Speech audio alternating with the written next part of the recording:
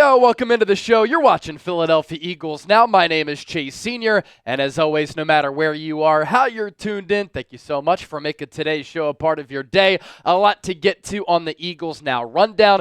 Could Howie Roseman and the Eagles look to trade Bryce Huff this offseason? Could Tanner McKee be used as a trade piece to land a marquee player like Myles Garrett? There's a little bit of chatter about that in the NFL streets, and we have some big-time coaching news for Philadelphia's Vic Fangio and Nick Sirianni able to retain a very important piece on that Eagles coaching staff. I first, though, want to take a look at this, and I want to challenge a lot of the real ones and some people who are new to this show and maybe have never come across a video here on Eagles Now. Massive YouTube channel that we have, north of 111,000 subscribers, and the most subscribers that we've picked up this month just on a video like this, 561, and it came on Tuesday.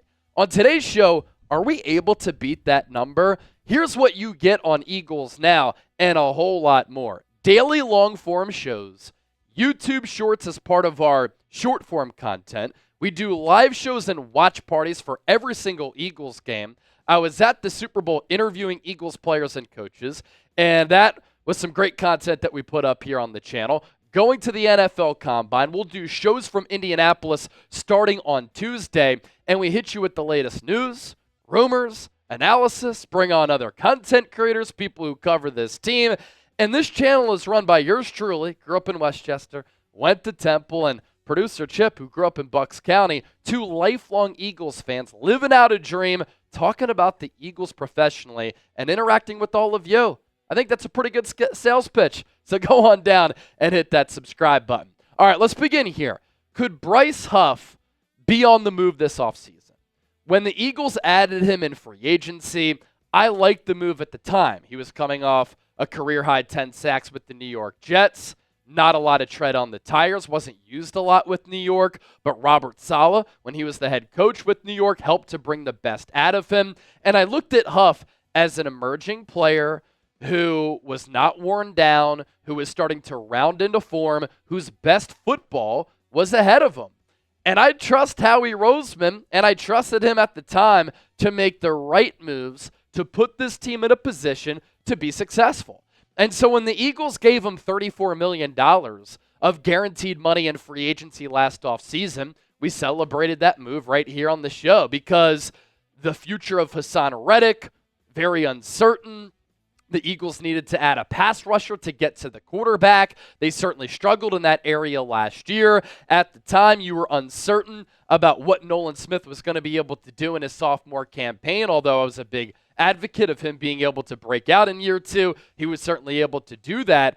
But then as the season progressed, we saw Bryce Huff basically out of this Eagles rotation along what became a loaded defensive line. And the depth along the defensive line led to Huff not getting a lot of snaps. But we saw some warning signs in the summer, training camp, preseason, when Huff wasn't getting first-team reps. And then in the preseason, he was playing deep into preseason games and then had to play in that preseason finale. And at the end of the year, in the playoffs, and then, of course, in the Super Bowl, once Brandon Graham came back, a couple of players were ahead of him in the rotation. Josh Sweat, of course, had 2.5 sacks against Kansas City in the Super Bowl. Jalen Hunt, who really came on at the end of the year, and in the playoffs, he was all over Patrick Mahomes. He was able to notch a half sack. And then Brandon Graham, coming off that torn triceps in his 15th year at 36 years old, came back for the Super Bowl, and he saw a decent workload along that defensive line at that defensive end spot. So number 0, Bryce Huff, pretty much became a 0 as the season went on, and he became a forgotten about player on this Eagles defense. And some of the things that Vic Fangio said were a little bit alarming, that he had to learn the scheme. Vic Fangio didn't really know how to use him. Stand-up edge rusher in a three-point stance. He said that Huff has to get acclimated with what the Eagles are doing, and he was making a lot of mistakes against the run, not really doing anything in his pass rushing opportunities. And so you have to think forward, and Howie Roseman is a forward-thinking general manager. Could he try to get out of that contract? ESPN put together an article going through all 32 teams across the National Football League and they went through bold moves that could be made by teams in free agency, going into the NFL draft, and they had the Eagles trading Bryce Huff as one of those bold moves. And here's what ESPN had to say for some context for today's show. It seems like everything worked out for the 2024 Super Bowl champions during the season, but they made one huge move that did not work. They gave a huge free agent contract to Huff, only to watch the edge rusher fall out of the starting lineup after a few games. He had just 2.5 sacks during the regular season, wasn't active in the Super Bowl. The Eagles aren't going to have any use for Huff going forward, but someone will despite his off year. So why not trade him instead of cutting him? Let's find the other teams that were interested in Huff a season ago, and the Eagles can try to flip him for some draft picks. The Falcons desperately need pass rush help and took a look at Huff last year. The Eagles will need to make the trade with the post-June 1 designation because it will give Philadelphia an additional $4.3 million in cap space and just $3.3 million in dead money. That's worth it if the Eagles can get a mid-round 2026 pick as well. And if they can get a 2026 pick, in addition to being able to save some money, and they can get another team to absorb some of that salary, it's really a win all across the board for this Eagles team. And so we know that his value is down, inactive for the Super Bowl, out of the rotation, as I said, barely played at all coming down the stretch, dealt with that hand injury that he suffered, I think, during pregame warmups against the Baltimore Ravens, I believe it was. But look, he had 2.5 sacks. He is 1 year removed from a 10-sack season, a double-digit sack season as a young player with the New York Jets. And look, teams like the Atlanta Falcons, they are desperate and they know that they need pass rush help. And so could another team say, all right, didn't work out for him with the Eagles. Maybe he wasn't a scheme fit. Look, when he was with the Jets, he was in that three-point stance. That allowed him to get that fast get-off, to have some twitch and explosion at the line of scrimmage. Vic Fangio was using him as a stand-up edge rusher early, and he just never found a groove. And so another team could look at Huff and say, we're willing to take a chance on a player with some upside, and let's say that he can break out, right? Then that contract really isn't all that bad at the end of the day. One big issue, though, if he is on this team moving forward, on Philadelphia, Vic Fangio doesn't seem to see him as a scheme fit. And I talked about this before. Was he a Howie Roseman signing? And then Vic Fangio was like, never really into it, because he never really seemed into the player. But here's also another predicament that the Eagles could be in if they hold on to Bryce Huff and they can't find a trade suitor, or they just don't want to trade him away. If you lose Josh Sweat, let's say Brandon Graham retires, and then on top of that, Milton Williams leaves, you're getting hit pretty hard with your pass rush. That was really good in the regular season, and then elite in the playoffs with 90 pressures as part of that Eagles defensive effort. Will you need to bank on Huff giving you something if those players leave? And then at that point, you just have to figure it out if you're Vic Fangio, and can you get creative with ways to figure it out? Bryce Huff also talked about losing a little bit of confidence a little bit early. Did that affect his performance in 2024? I will say it wasn't all that bad for Huff in 2024. He did only have 182 pass rush snaps when you give a player $34 million in guaranteed money, and that was basically $17 million this year, $17 the next, and he only has 182 pass rush snaps. Yeah, that's not good. ESPN putting it pretty clearly, and it was justified how they put it. Everything seemed to work out for the Eagles this year, right? Howie Roseman crushed the draft. He crushed it in free agency. This was a big mess. Only 17 hurries, 1 quarterback hit, 20 pressures, 2.5 sacks. But the Pro Football Focus grades were not terrible, right? He was still in the green for overall PFF grade of 68.3. And then his pass rush grade was in the green too at 68.2. He's never been looked at as a good run stopper, and so his run defense grade wasn't good at 60.2, but can you do something with that player there? And if you were to double up those pass rush snaps and get it close to, let's call it 400, even if you up it to 300, can he give you 30 to 40 pressures? Yeah, I think that could happen. Could he double up on the hurries there to get between 35 and 40? Can he give you 6 to 8 sacks?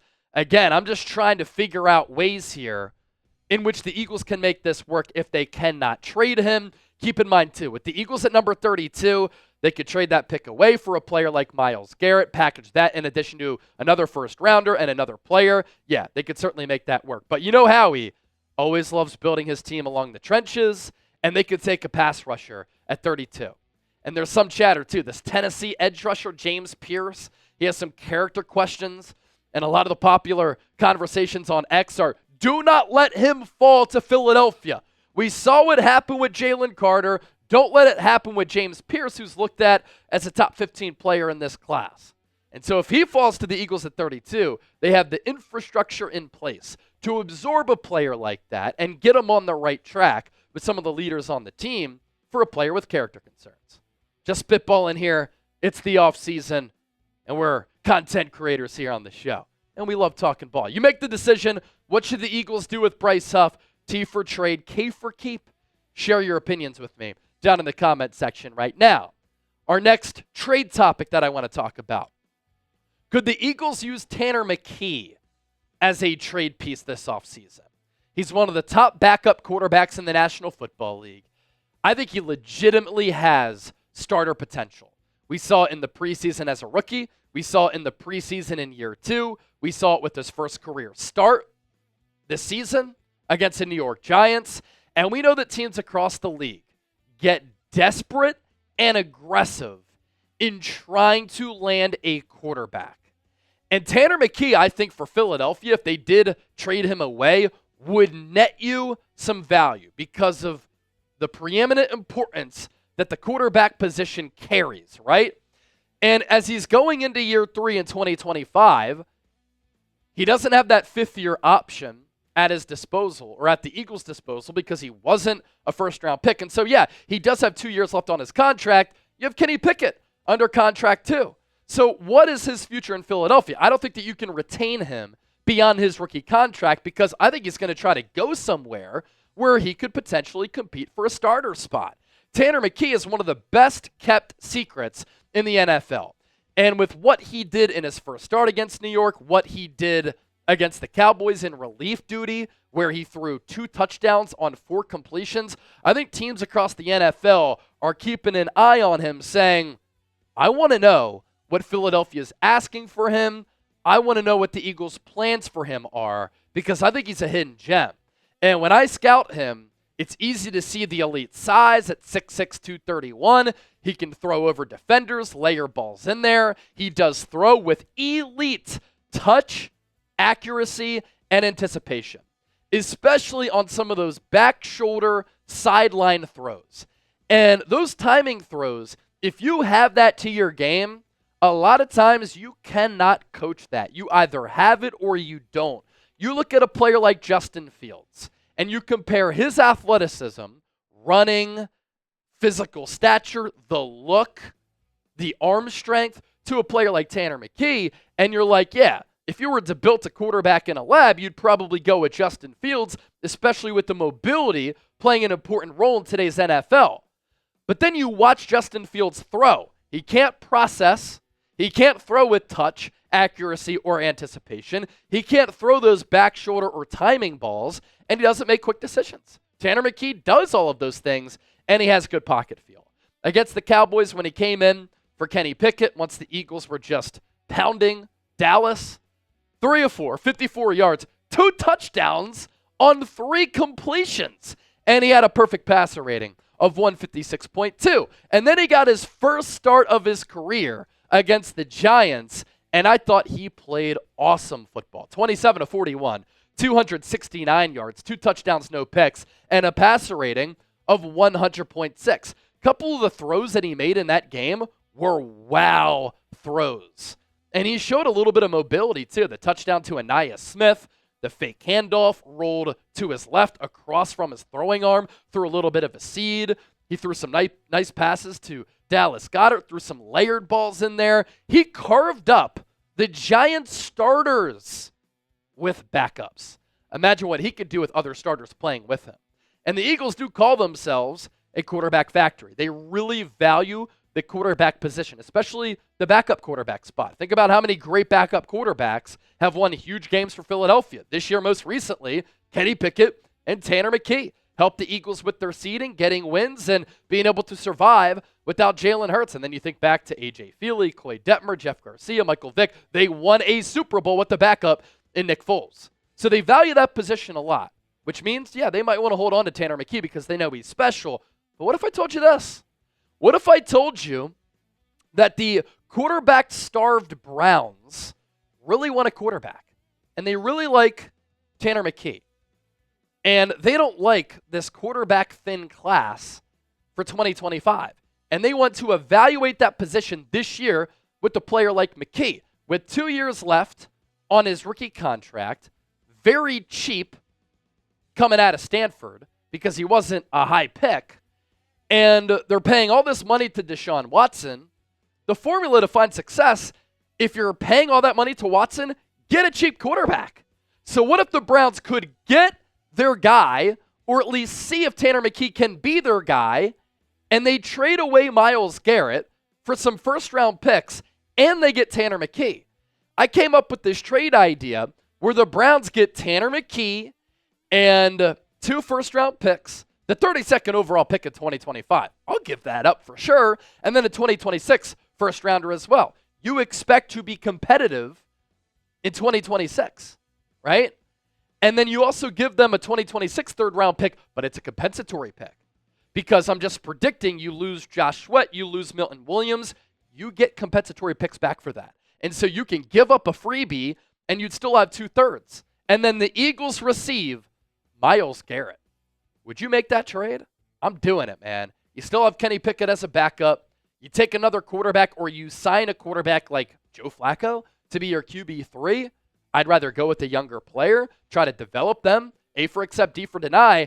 And Tanner McKee, he played awesome. Kenny Pickett played pretty well when he got a full week to prepare for Dallas and then started to find that groove and shake off a little bit of the rust after a little bit of a rocky performance in replacing Jalen Hurts in substitution duty after that Hurts concussion against Washington.